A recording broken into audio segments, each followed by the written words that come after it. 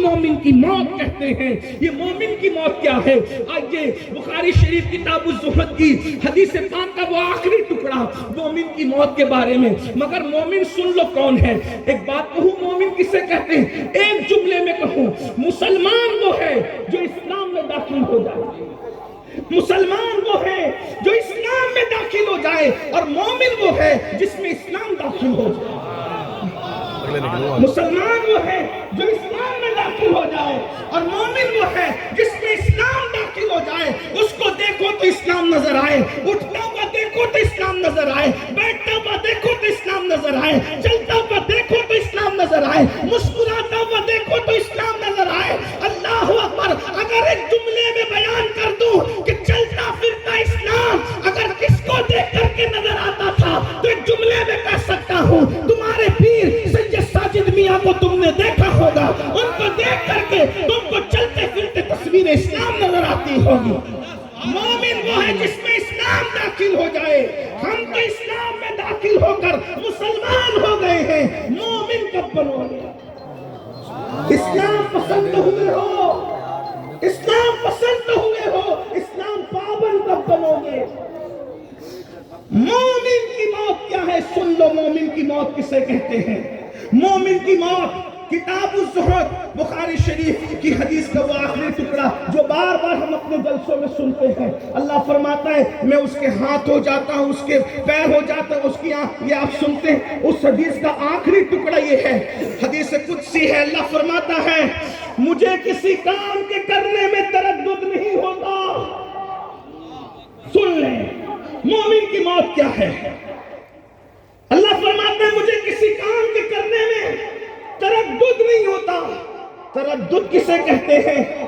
میں اس کو اللہ کے لیے ابھی بیان نہیں کر رہا ہوں، لیکن ہم اپنی زبان میں تردد کہتے ہیں، ملانے کے لیے نہیں، ابھی اس سے ہٹ کر کہہ رہا ہوں۔ تردد کسے کہتے ہیں؟ آپ کہہ رہے تھے سردی بہت ہے، تردد ہو رہا ہے کہ جلسے میں جائیں یا نہ جائیں، سفر لمبا ہے، سفر لمبا ہے کہ چہلم شریف میں شرکت کریں یا نہ کریں، محفل ٹھنڈی ہو گئی ہے، سلیم میاں کو تردد ہو رہا ہے امین القادری کو مائک دے یا نہ دے۔ یعنی کسی کام کے کرنے یا نہ کرنے کی کیفیت کو تردد کہتے ہیں۔ اس انسان فیصلہ نہ کر سکے، لیکن ہم اللہ کے لیے یہ نہیں کہتے، کیونکہ ہمارا پورا مسلک بھی ادب ہے اور پورا مذہب بھی ادب ہے۔ مگر آپ سمجھ چکے ہوں گے ملانے کے لیے اللہ فرماتا ہے، خود فرماتا ہے کہ مجھے کسی کام کے کرنے میں تردد نہیں ہوتا۔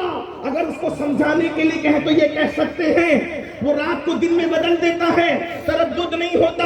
آبادیوں کو ویرانے میں بدل دیتا ہے، تردد نہیں ہوتا۔ اللہ اکبر! کشتیوں کو طوفان سے ٹکرا کر کے ختم کر دیتا ہے، تردد نہیں ہوتا۔ پیدا کرنے والی ماں کی جان نکال کر کے بچے کو ایک لمحے کے بچے کو یتیم کر دیتا ہے، تردد نہیں ہوتا۔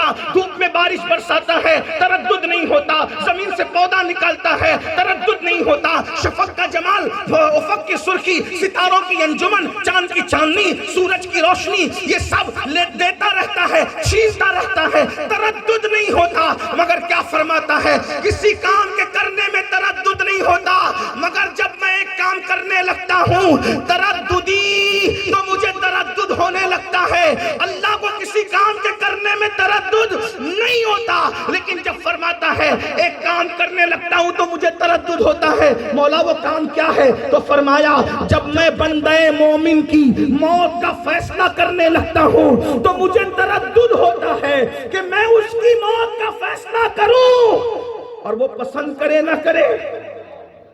یہ مومن کی موت ہے، یہ مومن کی موت ہے۔ موت مومن کے وقت قدرت فرما رہی ہے مجھے تردد ہوتا ہے۔ پھر مولا تو کرتا کیا ہے؟ کیا کرتا ہے؟ تو فرماتا ہے میں اس کے پاس اپنے فرشتوں کو بھیجتا ہوں۔ یعنی تم عرس کا میلہ بعد میں لگاتے ہو، اس کے پاس فرشتوں کا میلہ پہلے لگتا ہے۔ ہاں، سردی کے اس موسم میں صابر پاک کی زمین پر بیٹھنے والوں کو نہیں کہہ سکتا کہ اس پہ سبحان اللہ بولو، لیکن اتنا ضرور کہہ سکتا ہوں کہ سردی کتنی ہو، عشق صابر کبھی دل کو ٹھنڈا نہیں ہونے دیتا۔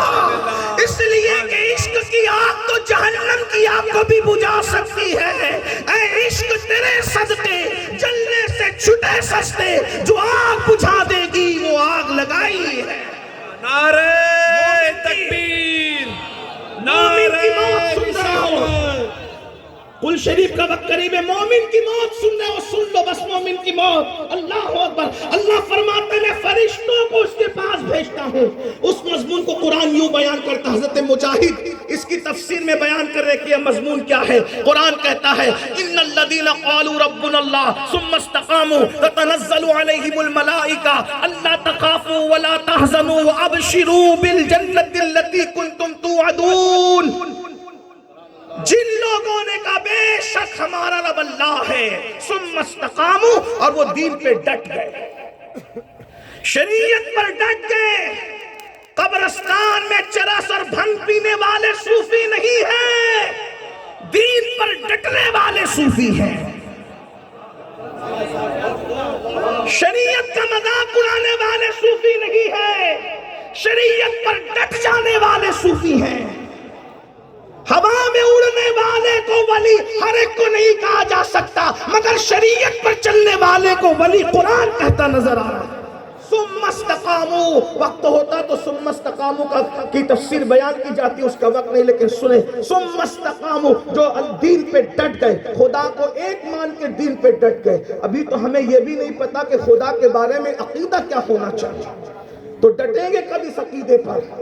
یہاں تو حال یہ ہے کہ ابھی بھی یہ عقیدہ ہے کہ کالی بلی سامنے سے چلی جائے گی تو دن برا گزرے گا، الٹی آنکھیں پھڑکے گی تو پتہ نہیں کیا ہوگا۔ نادانو، ہم وہ لوگ نہیں ہیں، ہم تو وہ لوگ ہیں خیر ہی و شر ہی من اللہ تعالی، ہر خیر اسی کی طرف سے ہے اور ہر شر اسی کی طرف سے ہے، اور اس میں بھی کروڑوں حکمتیں ہیں۔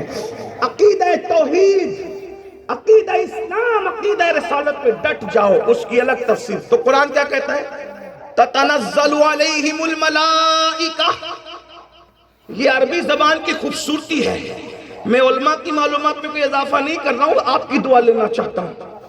عربی زبان کی خوبصورتی کہ ہر زبان میں واحد ہے اور جمع ہے اور قصہ ختم ہے۔ یہ عربی زبان کا حسن ہے، یہاں واحد ہے، تثنیہ ہے، جمع قلت ہے، جمع کثرت ہے نا؟ یہ عربی زبان کا حسن ہے، واحد جمع پہ قصہ ختم نہیں ہوتا۔ واحد ایک کو کہتے ہیں، تثنیہ دو کو کہتے ہیں، جمع قلت 3 سے شروع ہو کر 9 پر ختم ہو جاتی ہے، اور جمع کثرت 10 سے شروع ہو کر اس کی کوئی حد نہیں ہوتی۔ اب قرآن کیا کہہ رہا ہے؟ جو لوگ دین پر شریعت پہ ڈٹ جاتے ہیں، تتنزل علیہم الملائکہ، ان پر اللہ کے فرشتوں کی جماعت نازل ہوتی ہے۔ نہ واحد کا سیگا، نہ تثنیہ کا، نہ جمع قلت کا، جمع کثرت کے سیگے کے ساتھ کہا جا رہا ہے۔ 1 2 4 فرشتے نہیں آتے، بلکہ لاکھوں فرشتوں کی جماعت ان کے پاس آتی ہے، اور ان کے پاس بیٹھتے ہیں، بات کرتے ہیں، کہتے کیا؟ اللہ تخافو، گھبرانا مت، ولا تحزنو، خوف مت کھانا، غم مت کرنا، وَأَبْشِرُوا بِالْجَنَّةِ الَّتِي كُنْتُمْ تُوعَدُونَ، موت بعد میں آ رہی ہے، جنت کی خوشخبری پہلے سنائی جا رہی ہے، جنت کا مزدہ سنایا جا رہا ہے۔ فرشتے بتاتے ہیں یہ نعمت ہے، یہ نعمت ہے، یہ نعمت ہے، یہ نعمت ہے، جنت کی یہ نعمت ہے، یہ نعمت ہے، یہ نعمت ہے۔ تو وہ بندہ مومن اللہ والا کہتا ہے فرشتوں یہ دیدار وہاں ہوگا، یاروں سے ملاقات ہوگی، پیاروں سے ملاقات ہوگی، رسول سے ملاقات ہوگی، جو بھی فرشتے بتاتے ہیں۔ تو وہ مومن بندے کا کیا کہتا ہے؟ فرشتوں یہ ملے گا کب؟ تو فرشتے کہتے ہیں جب تک مرو گے نہیں، روح نہیں نکلے گی جسم کے پنجرے سے، تب تک کہ یہ نعمتیں نصیب نہیں ہونا۔ تو وہ اللہ والا خود کہتا ہے فرشتوں پھر دیر کس بات کی ہے، ذرا جلدی کرو نا، ہم بھی دنیا سے جانے کے لیے تیار ہے۔ ادھر مومن مرنے کے لیے تیار ہوتا ہے، ادھر قدرت اس کی موت کا فیصلہ کرتی ہے۔ اور جب مومن دنیا سے جاتا ہے تو حدیث پاک میں آتا ہے فرشتے لاکھوں کی حسب مراتب، کسی کے میت کے لیے 500 آتے ہیں، کسی میں 1000 آتے ہیں، کسی میں 70,000 آتے ہیں، کسی میں لاکھوں آتے ہیں، کسی میں تا حد نگاہ آتے ہیں، اور 2 جنت کے کفن لے کر آتے ہیں۔ اور جنت کے کفن لا کر اور پھر مشک سے زیادہ قیمتی خوشبو جنت کی لے کر آتے ہیں.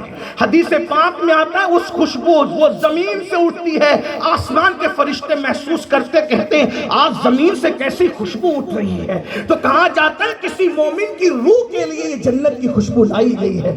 2 جنتی کفن لاتے ہیں اور بتائیں حضرت ملک الموت روح بعد میں نکالتے پہلے اس کو خوشخبری دیتے ہیں اے نفس مطمئنہ یا ایتھا النفس المطمئنہ ارجعی الی ربک راضیۃ مرضیہ فادخلی فی عبادی وادخلی جنتی. اس کو بشارت دیتے اسی پہ بس نہیں. علامہ سیوطی لکھتے ہیں کہ اللہ اکبر فرشتے کہتے تجھے اللہ نے سلام کہا ہے, اور جب اس کی روح نکلتی ہے آقا فرماتے ہیں آٹے سے جیسے بال نکلتا ہے اسی طرح مومن کی روح نکلتی ہے, یا بھرے ہوئے مشکیزے سے جیسے پانی ٹپکتا ہے ویسے مومن کی روح نکلتی ہے. اور تیسری تمثیل فرمائی دودھ پیتا ہوا بچہ جیسے دودھ پیتے پیتے سو جاتا ہے, ماں کا پستان منہ سے چھوٹ جاتا ہے, بچے کو خبر نہیں ہوتی, ایسے مومن کی روح نکلتی ہے اس کو پتا بھی نہیں چلتا. کیوں؟